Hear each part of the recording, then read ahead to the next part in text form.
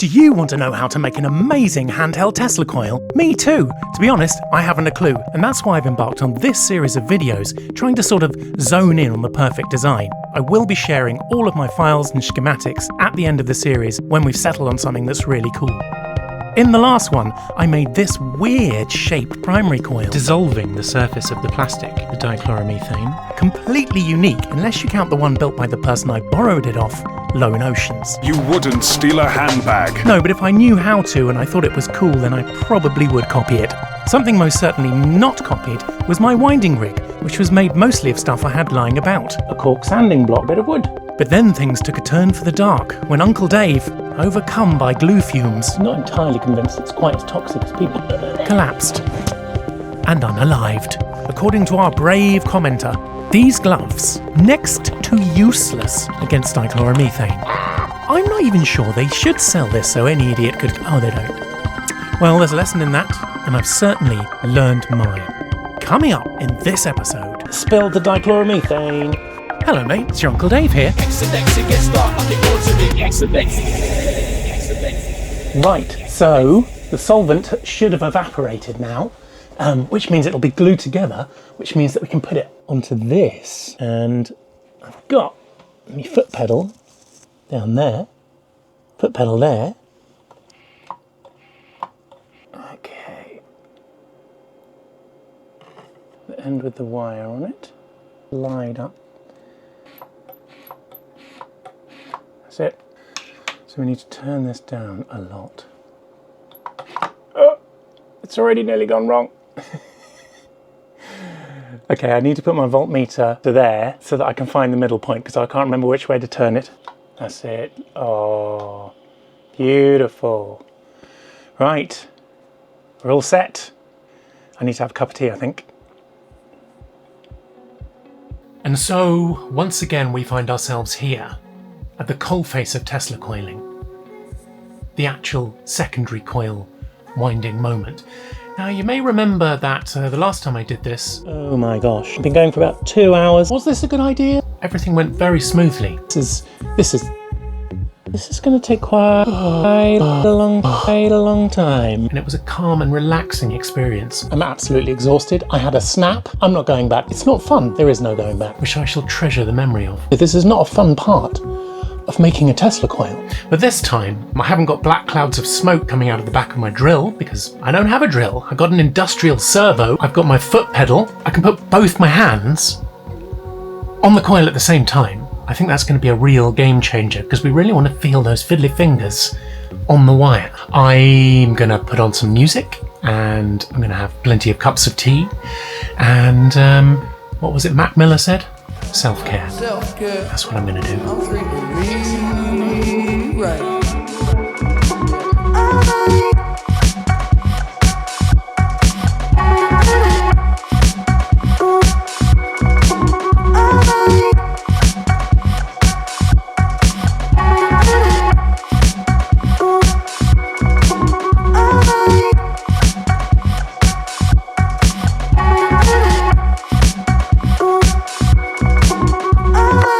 This rig is making it much easier to do the actual job. But you just have to focus on something which is not interesting for ages.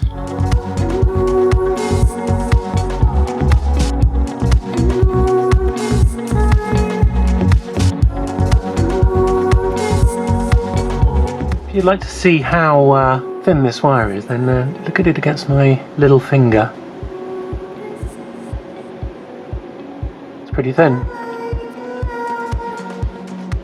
This idea of like breaking up our continuous experience into these discrete events, I think was a major discovery. But the discreteness of our encoding of events? Maybe, yeah. I mean, you know, and again, there's controversial ideas about this, right? But it's like, yeah, this idea that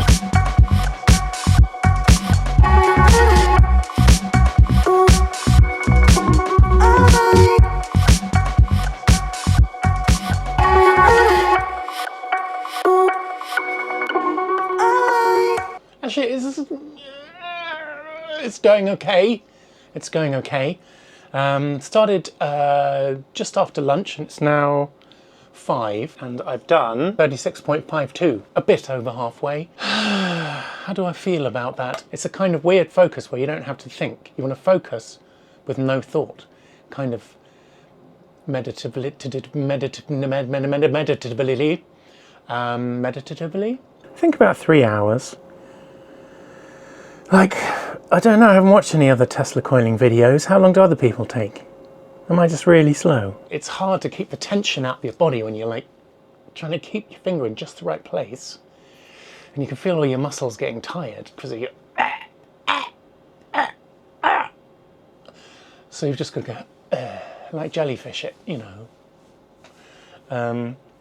So yeah, maybe gone a little bit peculiar. It looks quite nice though, doesn't it? What do? You gird your metals? Do you find your steel? You find some sort of inner strength anyway, don't you? And then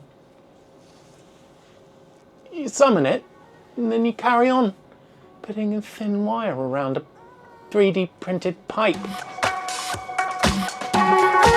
Do you think it'll be worth it in the end? I think so too.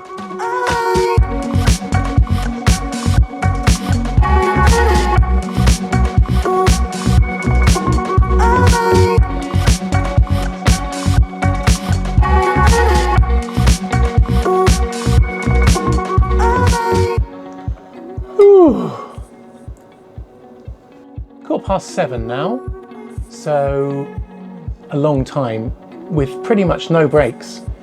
It's proving a little bit tricky getting my finger into the gap created by the step that I printed into it. I like that it's looking shiny and full of wire. I'm quite pleased with how it's gone. And yeah, just one final push.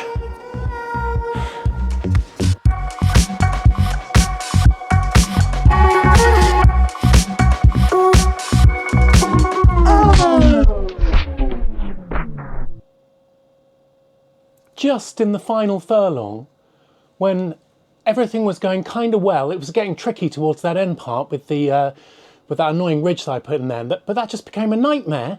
And now, the sum of all fears. Look at this. You can see there's been a really bad crossover of the wires. I just didn't notice it. I was tired. I can gently rewind and hopefully wind the wire onto this, but the thing is I can't remember when I last glued it. It's so annoying this has happened when I'm so tired right at the end here. It could be curtains. I might have glued some of those wires on, and that, you know, then I'm gonna have to peel them out or something. So near the end, so near. Okay, I'm gonna try reversing. Power on. Here goes.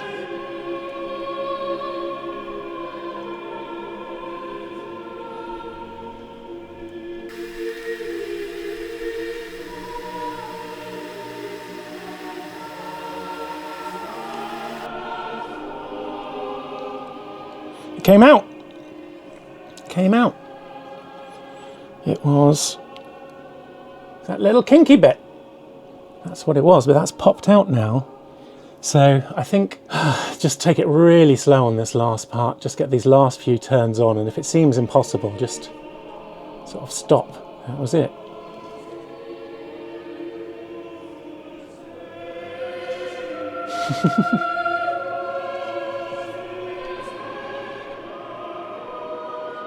Oh no! Yep, spilled the dichloromethane and tangled up the wire in the panic. So it's probably a lesson in that. Maybe take a break once in a while. Take from it whatever you will.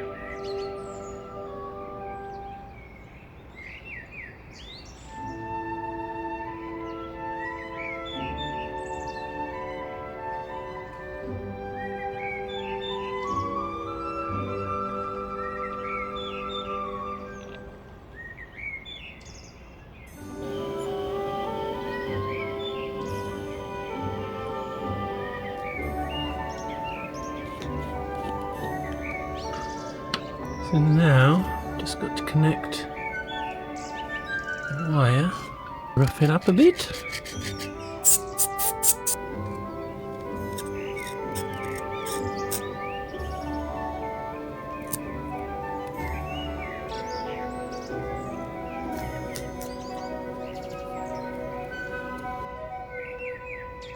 Well, that's all turned out very nice. I'm just going to do a quick sanity check measurements and run some numbers and see whether it all makes sense. This is measuring the inductance of the secondary coil that we just wound. Call it 29.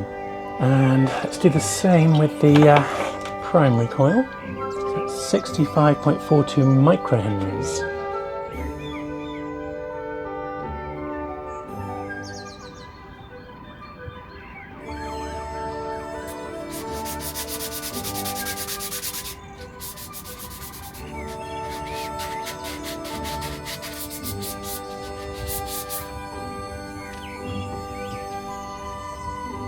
No. It's temporary, this piece. I know it's going to look rubbish afterwards. I'm going into it knowing that. But this stuff looks lovely, but this might not look so lovely. Aluminium foil, 3D printed top load. Let's combine them. How should I glue it on there? I don't really want to use dichloromethane because this is quite a big surface area. I would rather go with something non-toxic and where it's easier to sort of reposition for some time. So I'm thinking maybe wood glue. Yeah, I'm going to try wood glue, which is over here. Hello, wood glue. Hello, hello, wood glue. Hello, worth a try.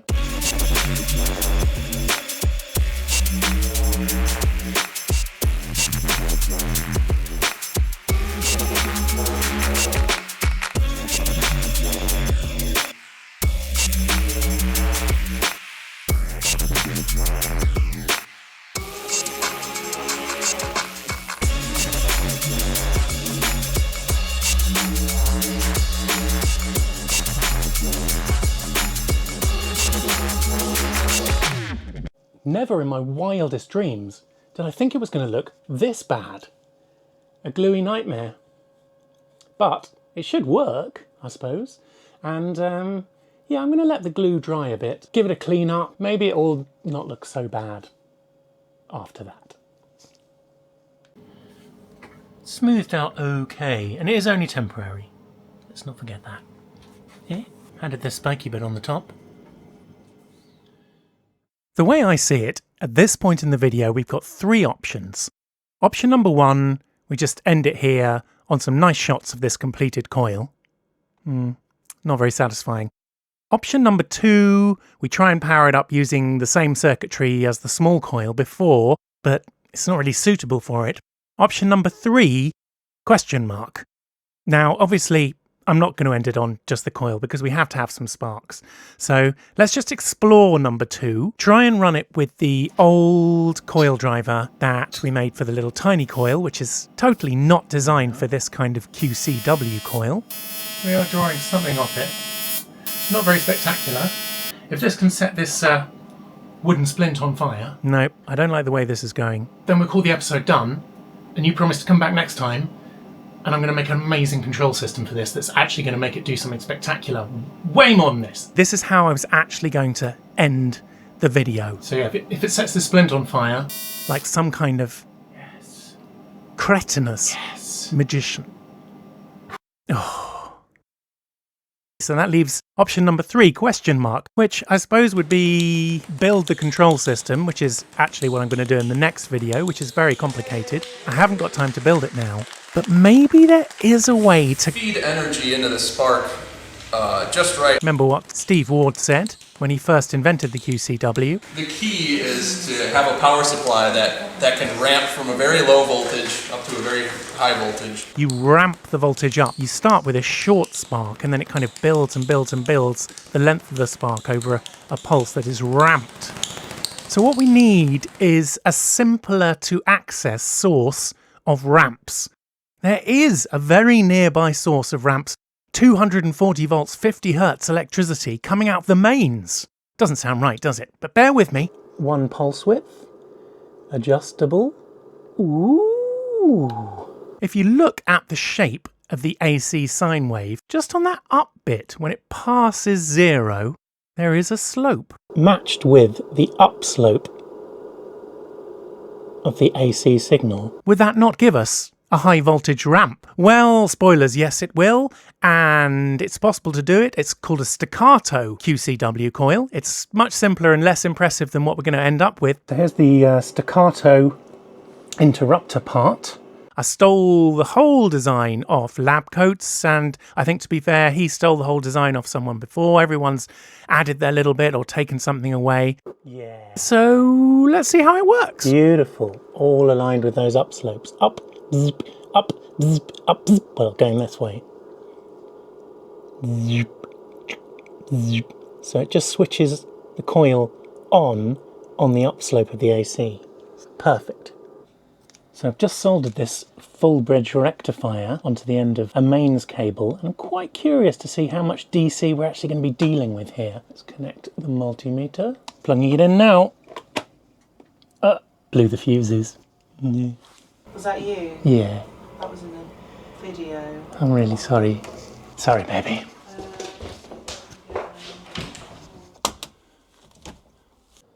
Okay, well, I got in quite a lot of trouble with Auntie Rose there, who was involved in an important business call. Oops! So now I've made my own full bridge rectifier, and this plug, and a variac, which means I can adjust the AC going in. Let's see what happens when we turn up the variac. Yep. Yeah, 215 volts DC.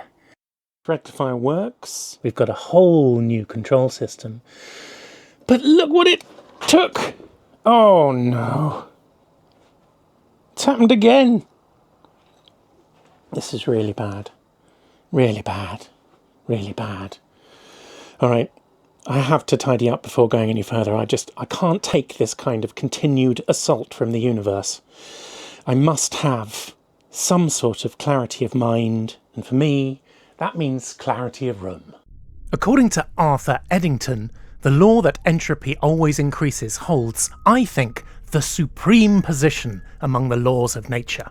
Well, let's have a look at Arthur Eddington. That looks like a man with a housekeeper or a cleaner to me. Or how about Steven Pinker?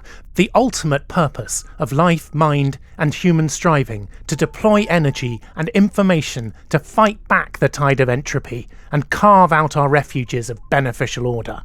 Steven Pinker, let's have a look at him. Housekeeper. That is much better. So what have we got?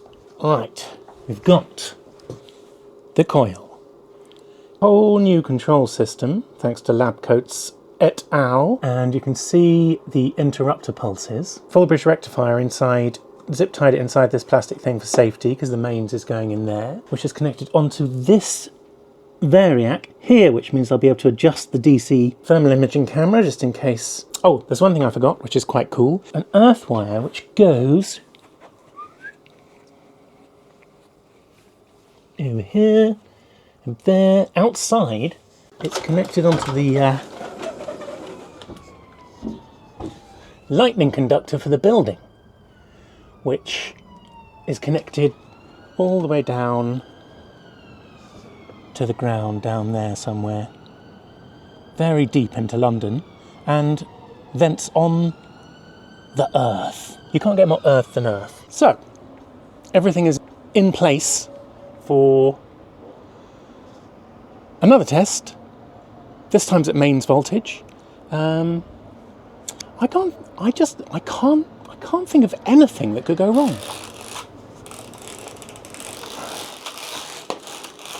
Do you get that feeling of déjà vu? We're not using the big scary capacitor this time, but on the other hand it is sort of connected directly to the mains.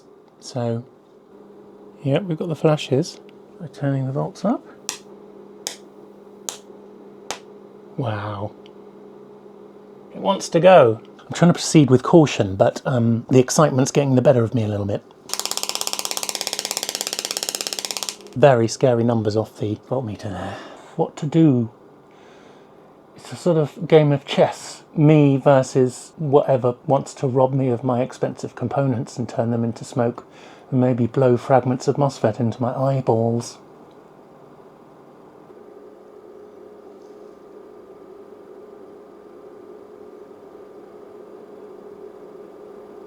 Ah! What I don't understand is why it only works intermittently. It seems to wait sort of a minute or two, but then produce some really nice swords, and there's just no explanation for why. See?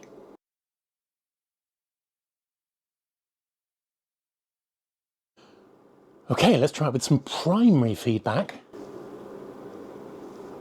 Got the transformer in. Power on.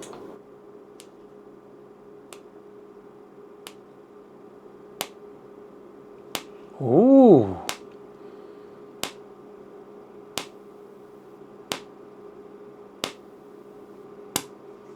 Ooh.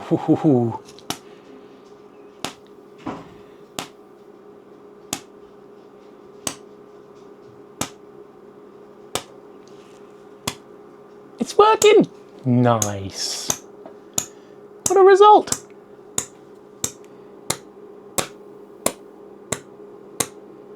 So it was primary feedback, that's what it needed.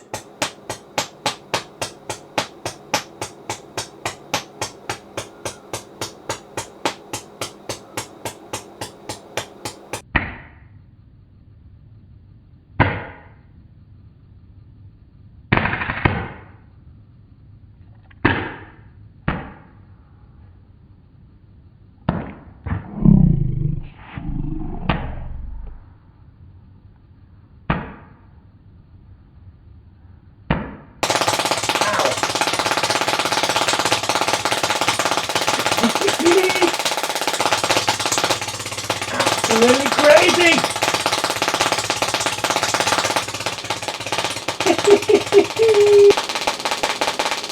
Wow, she's warm! I suppose that's not surprising. Whoop. Oh. Yeah, I think we need to shut this down right about now. Oh. Yeah, that got warm. Man, that is good.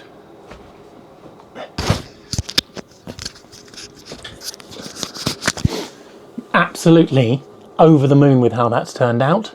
So glad that we could end this video with some sparks, albeit just kind of cheating and using the mains. But yeah, this guy is a real success, and I just can't wait to try and make it handheld so we can carry it around and blast stuff all over the place.